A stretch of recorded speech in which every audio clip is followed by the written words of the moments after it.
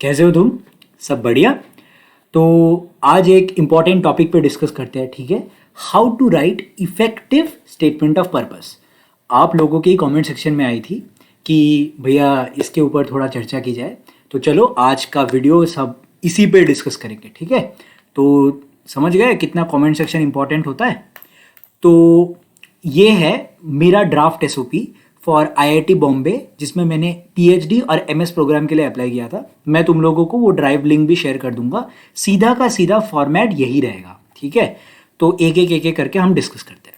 तो सबसे पहले हम इसका इंट्रो पैराग्राफ डिस्कस करेंगे, ठीक है? सबसे पहले होता है इंट्रो। तो कहाँ से तुमने बीटेक करी है, कौन सा स्ट्रीम, कौन सा यूनिवर्सिटी लिखना है।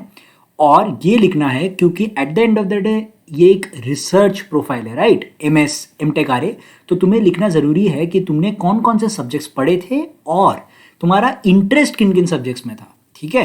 जैसे कि मेरा डीएसएल को डेफिनेटली लिखना, उससे समझ में आता है कि तुम्हारा प्रॉब्लम सॉल्विंग अच्छा है। और ये मेरा अपना सब्जेक्ट है, तुम अपना लिखना। लीनियर अलजेब्रा डेफिनेटली लिखना और प्रोबेबिलिटी डेफिनेटली लिखना। इससे क्या होगा? इससे उनको समझ में आएगा कि तुम मशीन लर्निंग कर सकते हो, ठीक है? ये कुछ हैक्स है उन लोगों के लिए जो मशीन लर्निंग प्रोफाइल के लिए जा रहे हैं इन कंप्यूटर साइंस, ठीक है? बाकी लोग अपना अपना सब्जेक्ट लिस्ट इसमें लिख देना, ठीक है? और इसका फॉर्मेट ये होना चाहिए, ओके? इसमें लिखना है कि तुम क्यों रिसर्च करना चाहते हो, ठीक है?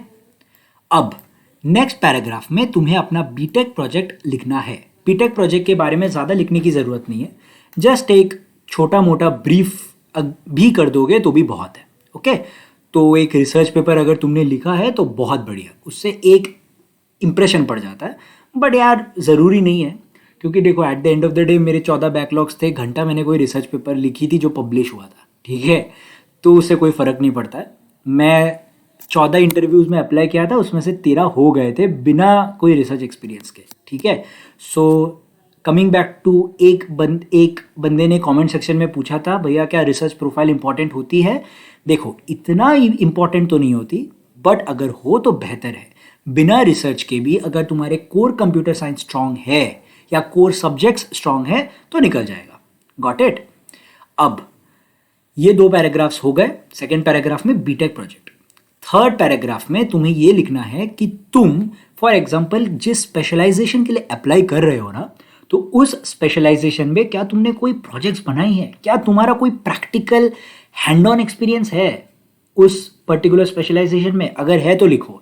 जैसे कि मैंने मशीन लर्निंग में अप्लाई करी थी और मशीन लर्निंग के मेरे कुछ प्रोजेक्ट्स थे, वो मैंने इसमें डाल दी। इससे क्या होता है? इससे प्रोफेसर को इंप्रेशन पड़ता है कि बंदे को सिर्फ थियोरिटिकल नॉलेज नहीं है, उसने एक हद तक का प्रैक्टिकल नॉलेज भी डेवलप कर रखा है, तो उसका इंटरेस्ट जस्टिफाइड है, वो रिसर्च कर लेगा। Got it? अब फोर्थ पैराग्राफ ये है कि देखो at the end of the day एक रिसर्च प्रोफाइल है, तो अंदर जाके तुम्हें लिटरेचर रिव्यू आनी चाहिए। लिटरेचर रिव्यू मतलब क्या होता है? रिसर्च पेपर्स को समझना, रिसर्च पेपर्स को सही तरीके से इंटरप्रेट करके एब्जॉर्ब करके अपना रिसर्च लिखना, ठीक है? तो उसी को कहते हैं लिटरेचर रिव्यू, और ये बहुत इंपॉर्टेंट चीज़ होती है। अगर तुमने थोड़ा बहुत लिटरेचर रिव्यू कर रखा है तो उसको लिखना ज़रूरी है, और मैं तुम्हें एक वीडियो में बताऊंगा कि तुम्हें थोड़ा बहुत लिटरेचर रिव्यू करके जाना है। उससे एक इंप्रेशन पड़ेगा प्रोफेसर को कि हाँ इस बंदे को थोड़ा बहुत रिसर्च पेपर्स पढ़ना समझना आता है, ठीक है? जैसे कि मैंने कोविड-19 की रिसर्च पेपर्स पढ़ी थी और मैंने क्या समझा वो मैंने लिखा है। तुम अपनी स्पेशलाइजेशन के रिलेटेड रिसर्च पेपर्स डेफिनेटली पढ़ना और अपने थोड़े बहुत उसमें ज्ञान जो भी तुमने समझा वो लिख देना, ठीक है? अब उसी पैराग्राफ में तुम्हें ये चीज़ें लिखनी है कि क्या तुमने कोई कोर्सेज करी है।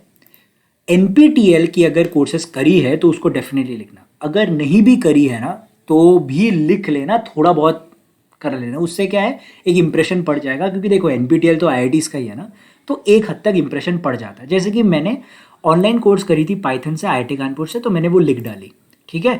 एमआईटी कोर्सवेयर मैं तुम लोग को भी रेकमेंड करूँगा, कंप्यूटर साइंस स्टूडेंट्स को, ठीक है? और भी अदर ब्रांचेस को, क्योंकि एमआईटी कोर्सवेयर बहुत बहुत अच्छी होती है और उसकी जो linear algebra by Gilbert Strang है वो एक्सेलेंट है। मैं वो एक दूसरे वीडियो में रेफर करूँगा, ठीक है? ये तुम्हें अपने लर्निंग्स लिखने हैं। तो समराइजिंग, फर्स्ट पैराग्राफ में इंट्रो, सेकंड पैराग्राफ में अपना बीटेक प्रोजेक्ट, थर्ड पैराग्राफ में तुम्हारे स्पेशलाइजेशन रिलेटेड कोई भी प्रोजेक्ट करी है तुमने तो वो लिखो। फोर्थ में तुम्हारा कोई रिसर्च पेपर एक्सपीरियंस है, लिटरेचर रिव्यू करी है वो लिखना, और उसके साथ साथ क्या क्या कोर्सेज करी है ऑनलाइन या ऑफलाइन डेफिनेटली लिखना। एनपीटीएल है तो जरूर लिखो, ठीक है। और जो लास्ट पैराग्राफ है वो थोड़ा बहुत तारीफ है, ठीक है। तुम्हें थोड़ी आईआईटी की तारीफ करनी है, तुम्हें बताना है कि अरे ये मस्त आईआईटी है, उसके वजह से मैं जाना चाहता हूँ, तो ये लिखना पड़ता है, ठीक है। ये बटरिंग है थोड़ा, ये लिखना पड़ेगा, ठीक है।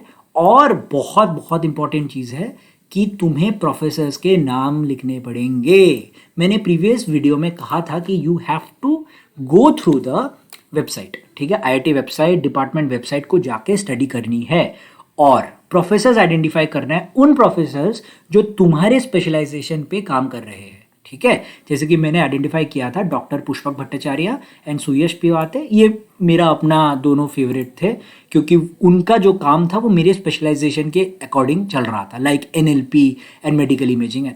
तुम अपना लिखो, कोई भी 2 या 1 प्रोफेसर को आइडेंटिफाई करना, 2 से ज़्यादा बिल्कुल मत जाना, ठीक है।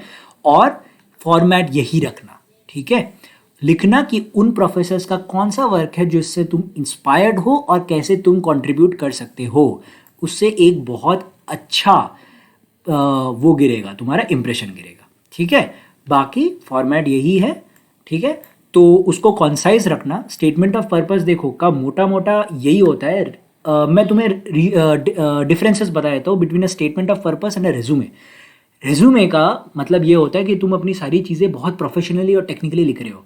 एसओपी ऐसा नहीं होता। एसओपी थोड़ा सा ना फ्रेंडली होता है। एसओपी में तुम अपने बारे में बता रहे हो, ठीक है, ताकि प्रोफेसर को एक आइडिया समझ में आ जाए कि अच्छा ये बंदा इंटरेस्टेड है, ये बंदे का ये एक्सपीरियंस है, चलो इसको घर लेते हैं, मतलब आईआईटी ले लेते हैं, ठीक है। तो यही है। मैं क्या करूँगा, तुम लोग को पीडीएफ फॉर्मेट में मेरे आईआईटी बॉम्बे के और भी कुछ कुछ चीज़ें रख दूंगा। और एक इंपॉर्टेंट चीज़ लास्ट में मैं ऐड ऑन करना चाहता हूँ कि तुम जैसे जैसे आईआईटीज़ के लिए भरते हो वैसे वैसे एक प्रॉपर फोल्डर बनाना, ठीक है। वो एसओपीज बोल के एक प्रॉपर फोल्डर बनाना जिसके अंदर तुम सारे के सारे एसओपीज को लिख लेना, एसओपीज को डालते रहना। उससे क्या होगा कि तुम्हें समझ में आएगा कि कौन से प्रोफेसर को, ठीक है, तुमने वो प्रोफेसर को तुमने एसओपीज में इंक्लूड किया ताकि तुम्हें इंटरव्यू में फ़ायदा हो। Got it. तो ये रहा आज का वीडियो। कोई भी डाउट हो कमेंट सेक्शन में बिंदास लिखो, कुछ भी चीज़ें बिंदास लिखो और ये बताओ कि तुम्हें क्या क्या चीज़ें क्या क्या चीज़ों में तकलीफ हो रही है। मैं उस पर भी वीडियो बना दूंगा, ओके।